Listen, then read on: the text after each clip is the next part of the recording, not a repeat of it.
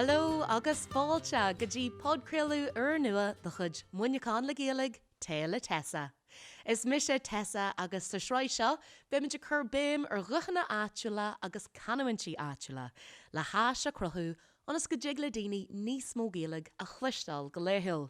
Tá an Podchraoladh seo uirthe ag Muineachán Ildánach le tacaíocht ó Dhearcán Media. Don chiad agran seo bhí an deis agam loirt le cahar rinne óg as an cheantar, Óin, Alaí, Cíomha agus Nollaig, faoi síl na hóige, cursaí olscoile, taistil agus síl na manthú síalta. Mar sin chur an citear siúil gin gContae de tían agus cai shaol inar goideachta.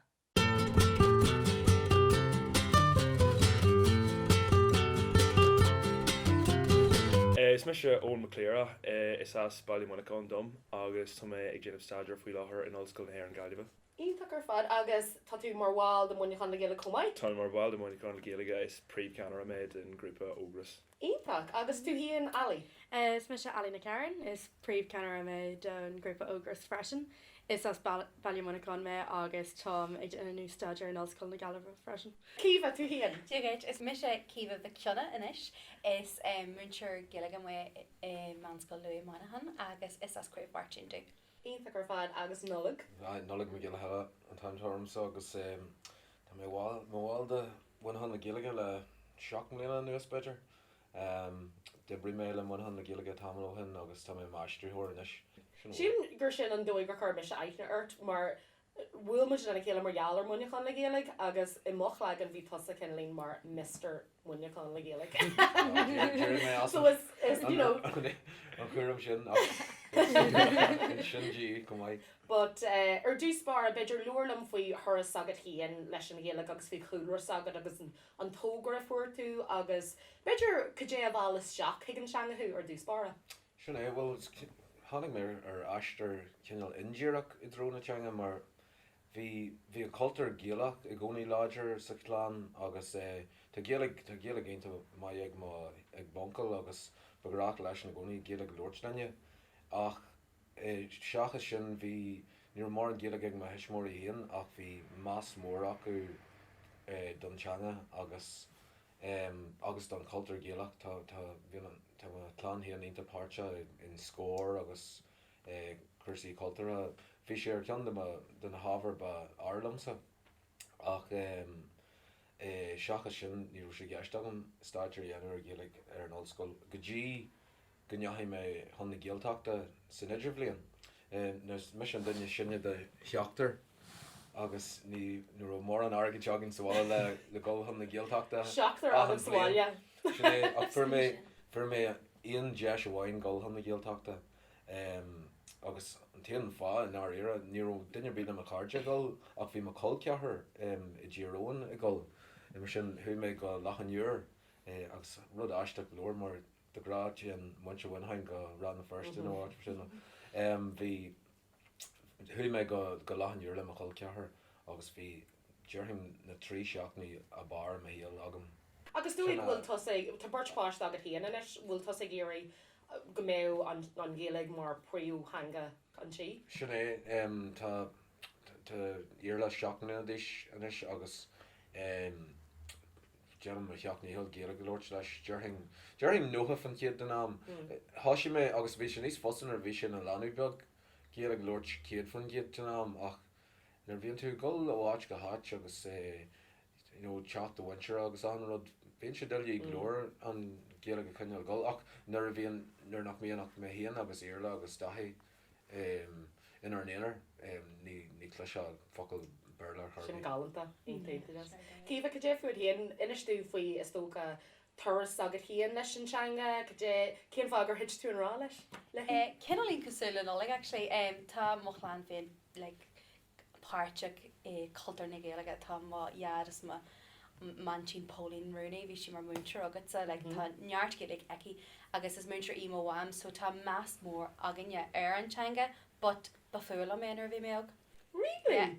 Is cyfan am go mai mo wam a cur ar bus in Manuel Lorgan me le golig rana first agus cap me gur cailiach é like straight ní ro me géirí dul bhí me ag is cyfan am fásta is me ar an munscoil ag cíú chuile ihe ag genú mo a bhhaile Gaeilge ní me abalta I'm sure catch it from bhfuil seán ruí tá géirí cliste but ní me abalta na riile hafanne I'm sure catch a chuimhniú nó cin fog a carta sií an seo nó but is go bhfuil mamí chur an bus me an cap me goró sin na chaile agus chuí me go trí ranna firsta agus sin amach is even Muineachán mar me an bhos sin Beidir go bí mé gurí bheith hún de sorm beidir go ag an cearna is tóga inis mar bhaintear go joci láta de chud taí híanana úsáid le sin a spráú mar go digan tú catían nachró an cinneal nachrú an grá sin agat an Gaeilge ag seo. Tá grá allhór agam móhaintear Gaeilge a bhí agam sa bhanscoil. But bhí sesin cinelín old school, but so bhí móna teagas sega cinelín seanasianta agus even lo méid actually. But inis móhaintear tá mé géirí go mé crack agus spray acu sa rang, like fiú le rang ard teist ard lehfuil like caihí gohfuil cinelín spray agus sport acu nuair tá an tám acu. Marhfuil sin an ní bheith aine ag irí antanga úsáid I mthúramsa mar sin an rud bhí mé héan ag irí éascrí agus scríoch mars ceart agus bhí mé céadú so ní bhfuil an do mar rud go ceannach chu do daltaí saháile mar sin so Ali leir an faoi thus agad híon agus go dtí gur hittas an rála sin teanga? Well níróíon Gaeilge ag na hismóirí agus chuirte meisteach in Neamhscoilton an banscoil agus filmin óhan an sin agus filmin am cardgeig ach an sin bhí Gaelscoilton go mór páirteach ag ceú an cultúr Gaelach ní amháin cursaí gramadí agus ruí mar sin rinne muid feisna, bhí grúpa ceol, bhí gacrad, bhí céalaí gacrad agin so his mé an rá leis an cultúr sin den Gaeilge agus an sin thuí mé ag cloist ard fá manscoil beirle roháin agus ní sé ach nuair ro mé cloist ard fá gur hiic me cé go méid like gur maiile Muineachán agus bhí sé rud an gro mé go maiag arscoil mar ní ro an cúlar a chéine ag aon duine seachas bucail amháin mar rang ní ro níorheach siad hiag banscoil Gaeilge so bhí sé rud an gro mé go maiid agus capan go dgan tú nuir táú go maiid rud an táú a géirí obair níos fearr so bhí me sása le sin agus rinne mé iirecht an sin nar bhfuil me le macarja ó banscoil Gaeilge Lord lo no sais nar bheith me héanagus mé ar drastal sé an banscoil freisin nar bheith muid in ar colcarcha loirí me Gaeilge leis an snach me sacu Tá sé chó simú mar is tó go luúin sin go rastal tú ar Gaelscoilton na hí an eile ach agus sin rud a bhí meisinéil Scoilton gro chudhór rudí tíú muid an seo maranga a rimmuid a lig tríd an Gaeilge like to make swinch ar an sport na feisnar fad ceol aráníocht dráíocht achan eile rud bhí sé tríd antanga agus is tóga nar teanga biotá an agus ní a bháin mar bhfuil sagad áhar scola go déinte bhaimar a bhhaid níos mó so se cho sem gur an céarna mar sin tá hí an eile ach tú héanahhain dúlam faoi dochéal Tarnáid a mochiil simú le cinálí mar san duine chéana muid so tá Gaeilge ag máthair is muinseoir bunscoile í Ingeascoilton so tá an Gaeilge agam ó bhí mé hart ar tríú ceir bliana déis thu mé ag níoscoilton fásta agus bhí an Gaeilge mar cinneal príomh hanga an si agam nervhí sib níos Dearan céige bhí sé galant ná agus ag drastal muid ag cursaí géalteachta le haid clunne gídóir agus ruí mar sin agus baimid ansolta sin bhí sé dochreide and then nuair a drastal mé ar Gaelscoilton bhain mé antá na bhas an drámaíocht agus na célís agus gacrod just bhí sé dochreide níor fiú smuoine mé ar áitribe eile le dul de haon manscoil seachas clástóirial mar bhí glóir na macarja dulán agus bhí an Gaeilge mar an phríomhtanga darnóid ban me ansoltas clástóirial like bhí na deisna tugadh dúin dochreide rinne me cursa trí bhain na Gaeilge san idir bblion ar irisóirí an le mórach tugadh agus bhain me ansoltas sin agus darnóid ar bhí san idir bblion ní bhuairmuid an seans contaí ibre dhéanamh mar galar chusaí COVID so ghlach me thugam féin chun má taí ibre féin áil. Wow, so I know. So hui mé deagháil Cilíonn Brathnach as radio fáilte mé firsta agus for me seachtain ta hebre an sin ar éirí agus bhí si just an deis is far ó agam riomh ri me tafid ar gá chlár radio féin agus créil siad iad agus gacrod bhí si just yeah I know yeah and then bhí me sáte le bheith ar a seoir an sin so bhí me gar ar os gon gailh agus mar chusa ar a seoireacht ach ní seach trí bhan an burla and then ar thula me faoin chusa cumarsáid agus géalaga níor art mé rás. Agus dú go an na géalaigh agus an teanga cinlín mar Aonta lárnach i chud saoil agus tú ag fáas an éis mar sin agus le Muineachán Le Gaeilge agus ó thaobh na himachtaí do dhaoine óga a chuann siad ar fáil agus na cluban ar fáil luair am faoi sin agus is tócha bhfuil sin mar sppragu do dhaoine óga sa cheantar se le gáil i d daithíar an teanga agus leis an teanga chhlaachtaí dháil. Yeah, gan doubt. Well, nuair bhí muid níos óige ní raibh mór an deisna tíomh muid an scoil chun Gaeilge láirt ach is cineann an céad imeachta chuid Muineachán Gaeilge a thuimiid hiige bhí sé tránna gceis san ifig seo agus bhfuil muid le Stefán agus gacard agus bhí sé just galant a bhí golóir Gaeilgeoiríonn sin bhain muid ansáilt as bhí crackdá creid agin an sin mar go raibh sin ar a dóla muid go raibh na deisna sin an sa chunde so bhí sin thuimiid imón ibril le Stefán agus bhí an turas le ag béal first agin agus bhí inis tuimiid an seáil ag déanana Podchraoladh agus an dói liv Podchraoladh ón bhfuil an cinneal sim sin i measc daoine óga in san cantar seo le feabhsachar chud Gaeilge agus cinneal le bheith páirteach in imachtaí Muineachán Le Gaeilge agus achmid mar sin agus na cluban ar fad. Is ru Jackar mar like tá gacrad an seo, you know, tá grúpa doing a tá Lord Gaeilge is just intach ag fiabhas a chuir a chud Gaeilge agus bhí sin an bhá gur bhú méisteach mar dúirt bhfuil me le óin a McDonald's láháin agus bhí sin mar tú géirí Dolly Bell first mar yeah so bhí me an sin agus níos mé gobar lo like so ceapan bhreathante ar like anáis chomantas atá agus má tá tú a géirí fiabhas a chuir a chud Gaeilge like mar tá gacrad an seo níl níos mó atá an nána dhéanaí so Well, Ali agus óhaint sib se in náliamh inis ar an ollscoil súla an gúil se bh buint soltas. Barriach sult. Ag dearing ag an sin, le is cibh lumsa agus méid freistal ar an ollscoil ní ró sciil na cochraachta agam mar chuirbí níor hiic mé conas a éibrií an gras leis an scéal is muintir tíos mé. Agus cibh lumsa agus mé ag gáiligh na hallscoil ní ró na bun sciilena sin agam le well is agad chum hort dú hí agus but cadíad na Jackreachtaí a bhí agus nó an ró Jackreachtaí ar bí agam nar bhí se bhil ag an ollscoil agus grower of cinneal fólam agus achanrud mar sin.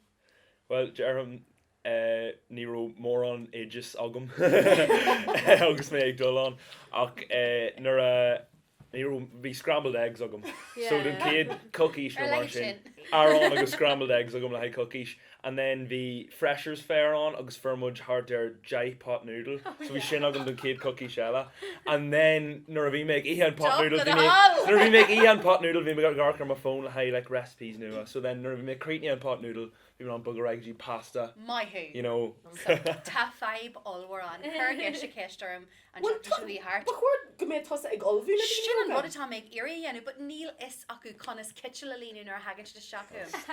Deir gur se bháin do cúpa seachna Miss, my kettle's flooding. I was like, well, lean to a haar an bar. So sin an foie agus like rinne me taiispátas conas onion a garu agus bhí me siúil se síos an siomra agus bhí ceir seháin agus Germany. Oh, rinne tú jarmid an onion like pale a bharu and ní ra sugan go cordú a bharu. Héis taiispátas a dhéanú. So like chin an common sense mach an níl common sense commenta níos má. Tá sé do creidsa an dói as féidir leat €20 a héinú ar fá seach euro bheith fága do ihe dain agus marachtáil ar an ní thugla é dhéanú hallscoil. Tá beirt in ar scéim agus an ceú iad agus ó mai ní te an focail atá si go foic tá chalín ina gcóí lo sinnéad agus sinnad a chur Cos sin sionnad. Cosú leis an sinnan. agus níl clú gin ce And then fiúla níomh, chuann siad níomh. Cuíomh canún si defriúla. Tá si na daoine is jazz a dónta si có jazz agus gagard ach níl mé an Lord mar ní Virginia na fear real Well, tá siráte gur is I gilig ola an can is congrí leis an preo gilig a tahanana is Jack sa tír leis na lochlanní níl me go mai star. Gilig agus ag ná gháile. Na céadrám a hánig ag an tír leis an gilig is I gilig ola an gilig is congrí leis an céad gilig a hánig. So, Kiva, not Cuiva. Gláúin cinní sin le ggóil hiag na hallscoile, le tá sé Jackar fis a bheith agad céad de géirí a dhéanamh le a híal, agus is ceann liomsa ar an cinneal fórm si ó gro irisisireacht agam, craoltóireacht agam, seandálaíocht chumáid agus chuirsaí fashion. Tá sin is datú dhéanam meascon. Rud. an fashion sin. Le a ggur sé ar léironn sin, like níú clú agam. Tá tú bro óg ag ghéanam an.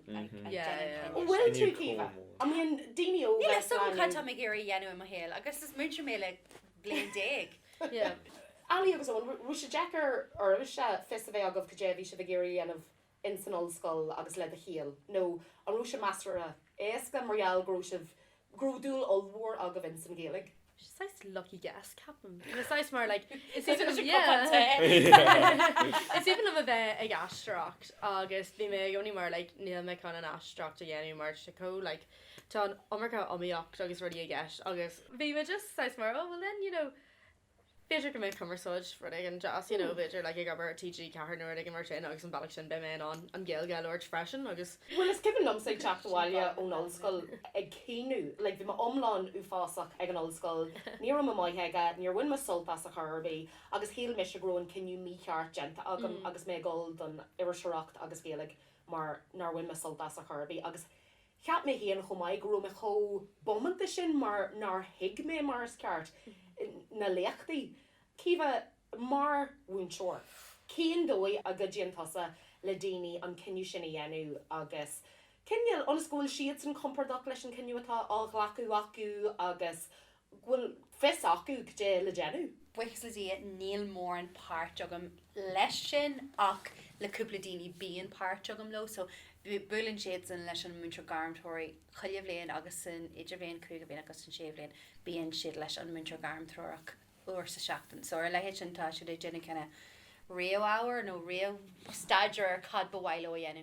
But mas rud go dagan duine ag an thuam atá ag irí bheanú ointre nó muintre Gaeilge nó muintre tíos nó economic bhile is féidir am like Lord show foi le cad a bhí a gceiste ag an ollscoil because is cumann lom mé héana ag an ollscoil bhí cúig ar stréic agam de léachtainna gach seachtaine, so cosúil le postláin aimsre agus rih dear an darnamh léon níró mé géirí dulrás, bhí sé rófadach bhí mo chaidir fád ag ban sulp as chusanna nar nach bhí an méid sin léachtainna acu, so bhí cinna líon iad orm, but like mas rud gur is gur cad a bhí teach bhío mé bhád ní sástaí fannacht agus é dhéanamh, but I think like tá go leor daoine nach dhéanans an Mhuineacháín, but tá ráiteas an inis like bíon níos móna fiche post ag duine rih deara a héal, so is féidir post ahrú agus cai an duine bheith compórtach le sin, like mas rud den nachhfuil tú sásta in san post tá tú dhéanamh cai tú áte bogu nó post a bogu, ní carta aine fannach le post nachhfuil sin sásta bheith ag Yeah,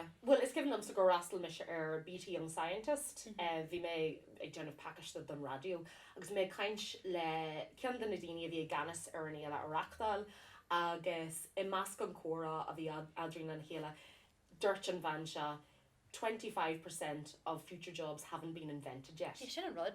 Agus cumáid sílam like cosúla óin bhí an ceart agad taithí oibre sin a ail cap mé gro mé géirí bheith mthúntasóir agus sa cúig go bhléon bhí mar muí le tíimmuí de LCVP agus bhí mé in offic chuntasóir agus befúla mé.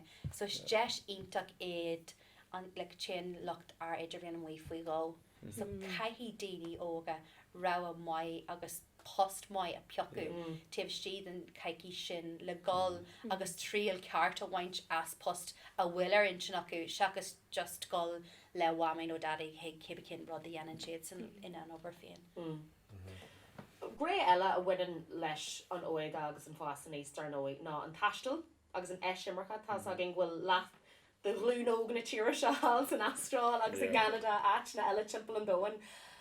An bhfuil se cin líon mar rite of passage ag daoine óga gul tharlár an eisper sin a bheith acu nó an éige bhfuil si de dhí ó híomh an acnamíochta de. Sin bhí córa mai agam le duine fa seo coppla seach nó hin agus bhí me sé dún thuirmanis agus caiim mé admhail ar dus ní dheachim mé híon thsáile ach bhí mar chuintse híon éagsúil bhí páist agam nar bhí mé fiche blion dis. Ach fós híon títar dus a ghfuil go leor de mo chud cairde thsáile fa láthair agus nó fiú ag nóirt fa gol thsáile agus ach an rud a dúirt mé leis an duine seo ó an córagam leis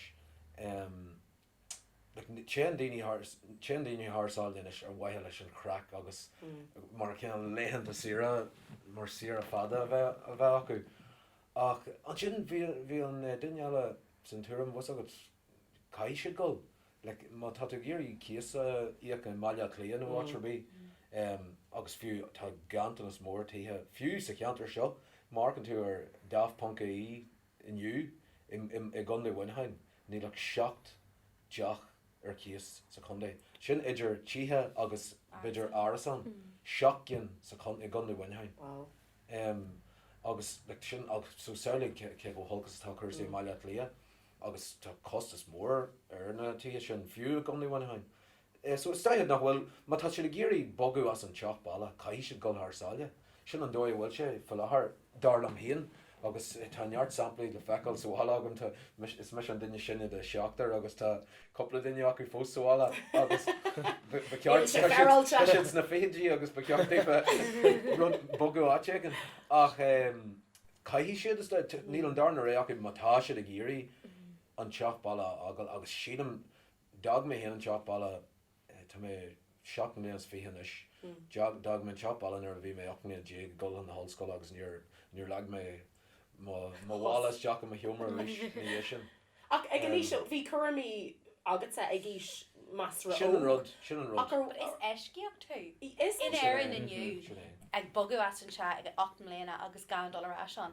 Is eiscíocht omláin thu mar tá cluine in éan ag acrú in is is rud comanta é daoine ar fés a seach trocha fós a bheith sahaile le mám agus dad marheall ar an costa sin but agus cumá sin aontim lead is cinelín tá drama daoine a chéan tar leir ar bhhéile crack agus daoine eile a héans mas rud a goid de géirí mas go caiithí siad Marall gur dan tá bhhaile agus goróna chuirmí sin agat ar bhhaí tá gur chail tú amach ar an eisper sin a gul tharlár agus an taithí sin bheith agat. Siadam híon agus beidir láigen go dití an tafel orm ach dearhin gur chail mé amach go cinnse. Fiúil golgan nu arach ar fáil saoirí agus obair nó sin le ní ró deis agan sinna dhéanú agus dearhin go mé bheith áfal orm de smuinteoinar sin ar bheith roiáda ach was agad agus fiú na daoine le tá carlam a bhí is an Austrráil le bliana nuas tá sé ddíreachtá ras ach bhí sé bra réile teach a ras was agad ar áirbí má tá a chunaí a gahar mhór thsáile níl aithneag daoine ar chéile agus níl tá pobl sin díart agus sin an rud is an buntáir is mó agan inhéan siadam an pobl agus an gréasán atá an do ghaoine. Agus fecinn tú sin nuair téan daoine ar fónar but tá dearthart am chuid na hnaí in san Austrráil le 7 mbliana inis agus tá pobl mór géalach ag a thar timpeall ar agus tá siad cinelín le beidir even níos leidre ná mar tá na pobl in áitna in éan le tá scafta mór thar timpeall ar agus mas bhfuil gur bhfuil getharbí diolaige tá sé ar fáil óna chairde airneach agus is tagan le chéile like fiú a réir don taisio bhí si bhúla le chéile Galanta. like imagine aniu so tá pobl mai haar timpplair fergal agus é an Austráil. Well, is cin am sa hui me sé hiag London ar fa blian. Yeah. Agus is tóga beidir bhfuil si sa DNA agin mar is cin am sa ag léh an jóir sin Mike Danino sin. Agus bhg sesin siar agus an cían blian an ro sin ach na bliatí fadó hen bhg sesin héig nu áireach nó áte mar sin agus bhí an ceolega agus sin an dóig gur hánig daoine le chéile an pobl éannach sin le chéile ná tríd an ceol. Agus chomáile sin an relegún chomáid hóg na daoine sin an relegún leo agus sin dóig gur hánig sin le chéile ach dús a go pásanta is pelador me tá me sach in san fedal géalach agus nuair a hui hall go London is sin an dóig gur hánig na hairí ar fad le chéile ag na cluichí ag na sesiún tríanála achanúir mar sin agus is cuma cían cinneal imacht a bhí arsúil hu mar a lig as ar máach le freastal ar cbí imacht a bhí arsúil. I think go bhfuil se cinna é DNA na hairí dul haar leir le léo mé písle an seachtain seo gur thóg na hairí na cethracha is móra ar dóin a bhfuil muidir níis ag dul le eáil. So tá sé tóga aganne agus tá sé inar DNA níró sé i mó DNA níró mé rio ag géirí dul haar leir Gan sé le glúnta éagsúla. Beidir Leis bid special áileach ó ón agus ála an sin an bhíon bhar go ghlaché ag glóirt fagul haar Agus bhfuil sim agah sé beidir go Bíon plán beidir daoine tá sé beidir ar nó chéinsiad ag an bhanscoil allscoil thsáile.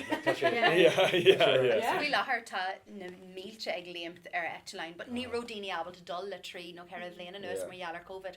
So an bhaíonn si go bhfuil níos mó daoine ag dul ag an buinte seo mar níró bhí na teir an dúnta nó dreidte.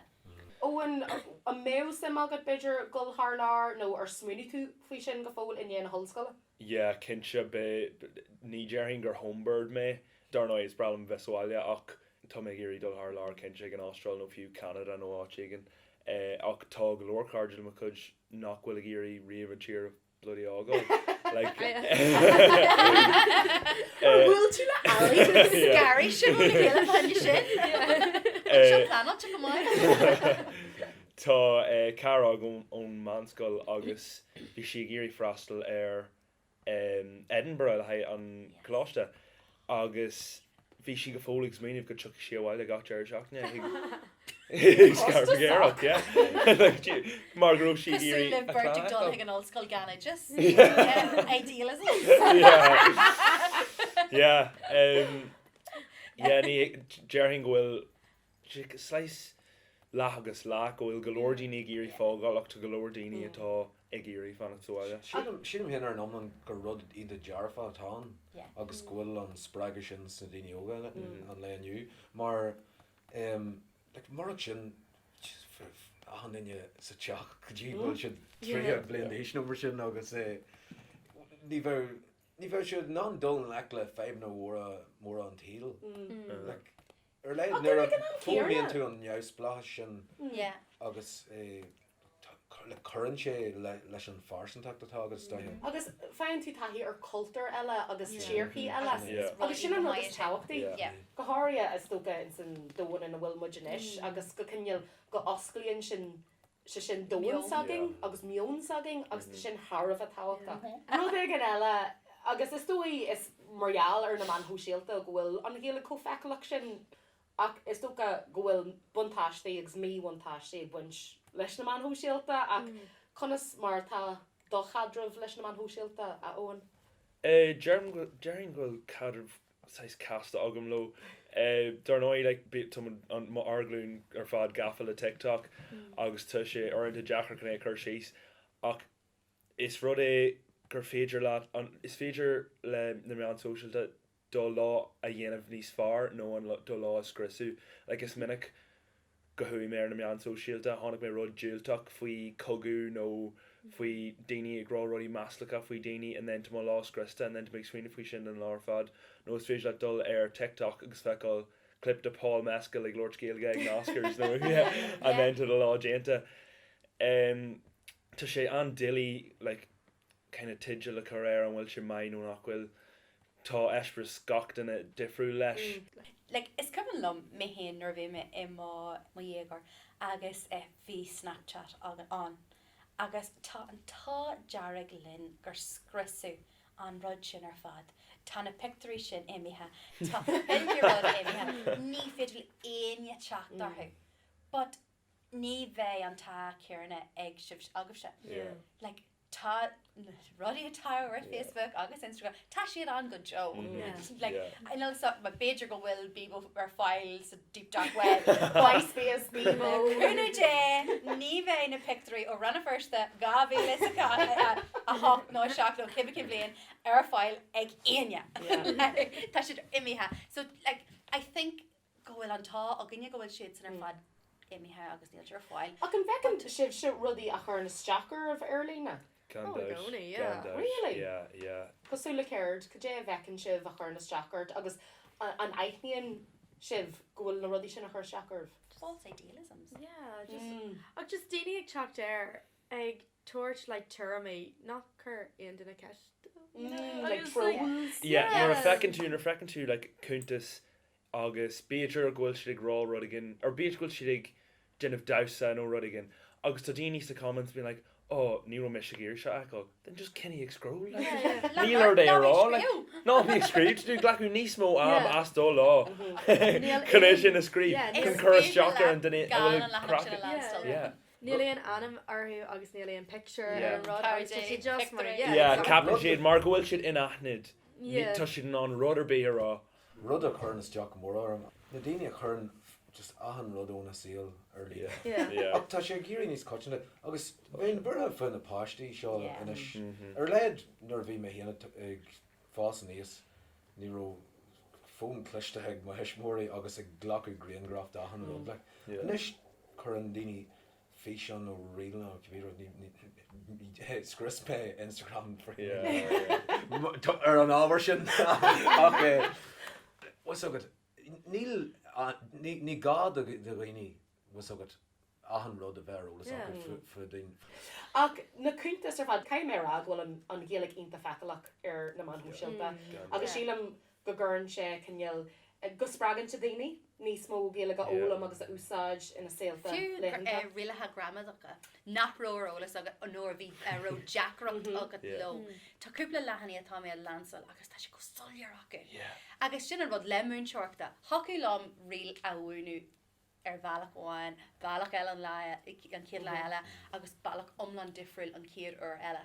But fós héan beidir nach mé sé an bhealach cart fahanne duine. But mar tá ag fécinn sin ag oh my yeah.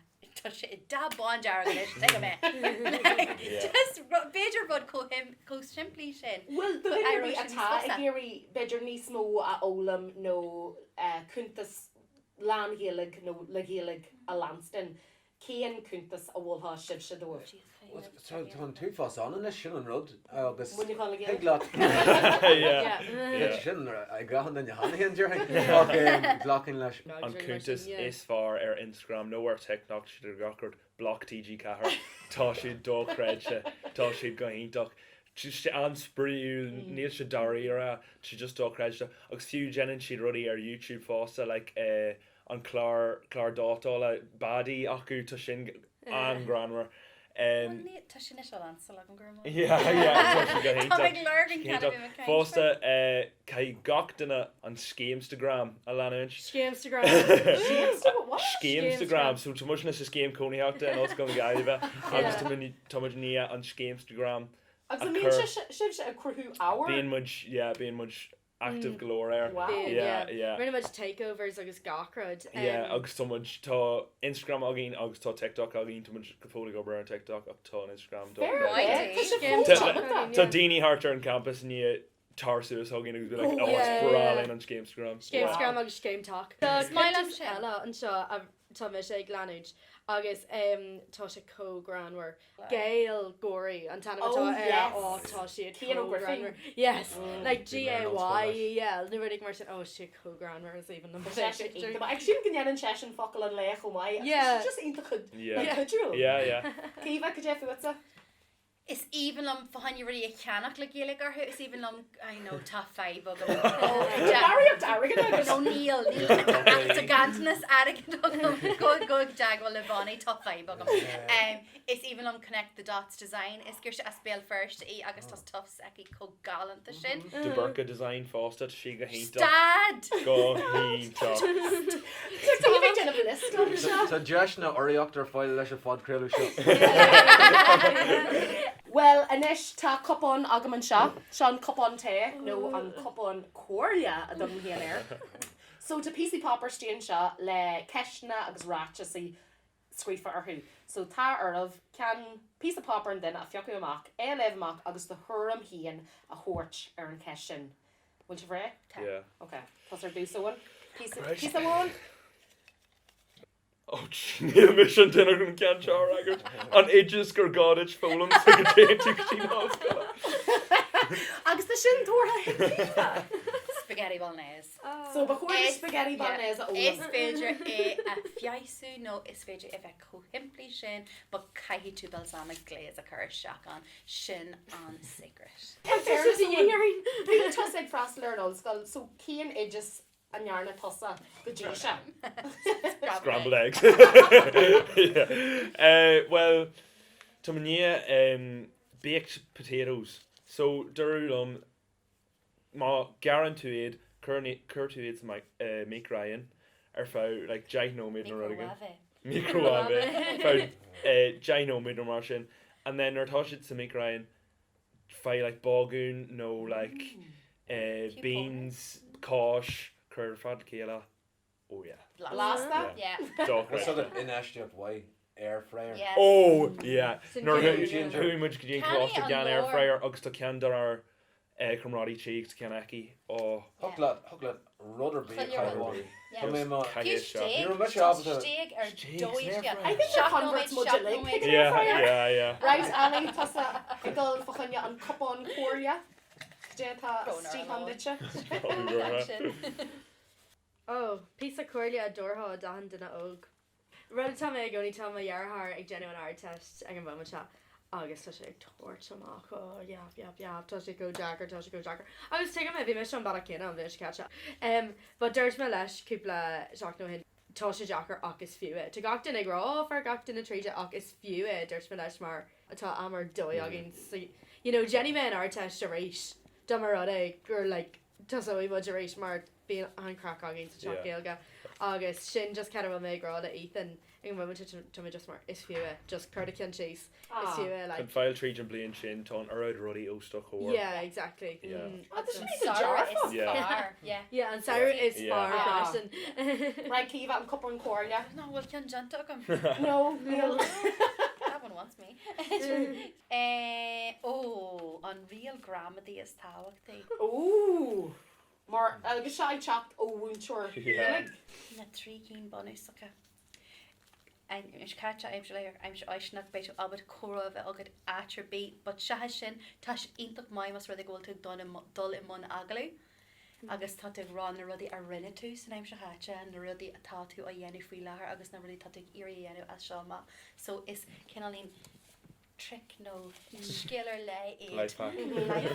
agus ganna bheith ro bloody Jane art féin. Yeah. Sin an rud bhín mis inta GNR well. Má tána sí is le duine atá chun do chuid gramí a cartú níl tú géirí bheith sí is leis an duine sin crack an tú. Sin unreal Nature gravity. Gaeilge Unreal gatainna. gravity is táhachtí mar sin John Jarmuth ar an real gravity. Ag chacht ó ashtrí hór. What's agad má tá daoine róhar a real gravity. God love them. Ní raithh siad I món córa riú. No. Yeah, intim na. Right, now look, an cupon cóirlia. Strike An malas mór Jerry. Trí rud riachtainna a bhortha leat go Ellen Trécha. Cheers, Ellen Trécha. Well, ní bheith nó ag torch phone. Air fryer. Lassie hór. Beidir plúid. Ní bhfuil a bheith fuair. Agus Tá mé smitiú cin bíon Scrambled eggs. Mála prátaí. Oh yeah. Prátaí ar máidín prátaí a don daoine Is féidir an air nach hógáil amach san tíir. agus was agad na vitamíní a 100 tá díart is tí sa frá. Tá go leor vitamin C an tú sin an fá ná roscurvé Agus lin an gurt. má aim sin tú pí a talún hocail leat na prátaí a chur agus ní bheitha gan bí réú a héal go dtí go dagan They were seeing on a house. Gotí go dagan garta mór. Well, cóirle aonta caiine mé. Leis tá muid beagnach ag dearan fod creú éagsúla dagan muid tá muid géirí focail an le nó frásan le ó achan duine a ail. Níle son céúir sáide go mén cin seo ach tháinig mé ar cean duna focail an le rudí sin cúpla láhin agus níorhain an status mé bhar. Fuilánach. Fuilánach. Áit atá frequented by seagulls. Ilan Trica. Yeah. Fuilánach is Fuilánach. Yeah. Anagas. Ali go definitely. Saltil. Bhí muid ag I rang seagus cúpla seach nó hen agus bhí muid Jenny True hí Parks an tacht. Agus bhí focail ré chuú seach. As bhí muid just mar sin me seo. Ré chuú seach. Easy going. Smile me. Níor hiig mé an task. Course. Bhí mé héna cabh bí broú las a chuid te agus buin lasas. Aonpac is mailm sin. Just amar bí tá go éir a géalaige úsáid nábí Irish tá buna úsáid jazz agus bí broú las. Aonpac ar fad. Nolag. Frasa jazz agam agus buine tá sé ábhartha do gcuoine beidir tá gol is deacha rud agus tá sé nervhí seach faúda nó mar bhfuil tú cinnte beidir go tú tuairt fa chusa allscola nó ag toisiach de bos nua. Tetí sé linn nó tetí muid leis.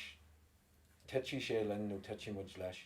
Agus le hocail ní gá fiú le aistrí óhairte sin agus staithe you know, we'll fall with it or it'll fall with us, you know, kind of thing. Sinning, the jazz.